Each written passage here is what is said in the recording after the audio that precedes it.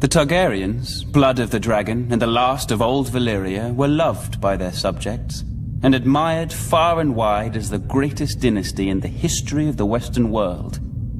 But the peace and prosperity of nearly 3 centuries of Targaryen rule was shattered by the usurper, Robert Baratheon, and his band of traitors. House Baratheon owed its very existence to the Targaryens. Was it not Aegon the Dragon himself who elevated the bastard Orys Baratheon in the War of Conquest? And what of the Starks, the Lannisters, the Aarons of the Vale? All had been spared and allowed to keep their lands when Aegon could easily have wiped them out. Centuries later, the usurper and his lackeys repaid Aegon's benevolence with treachery. There are some who dare to claim Robert and his allies had reason to rebel. They say the Crown Prince stole the usurper's lady love. They say my father, King Aerys, murdered Rickard Stark and his son without just cause.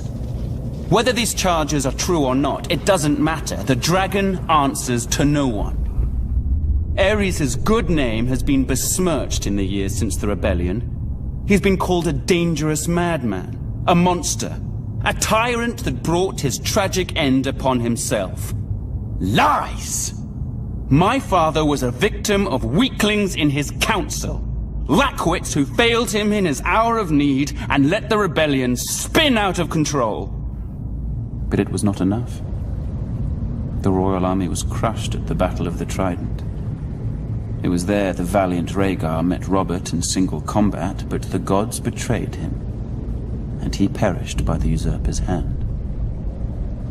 As the Field of Fire had marked the end of the Andal centuries before, the Battle of the Trident seemed to herald the end of the Dragon Kings.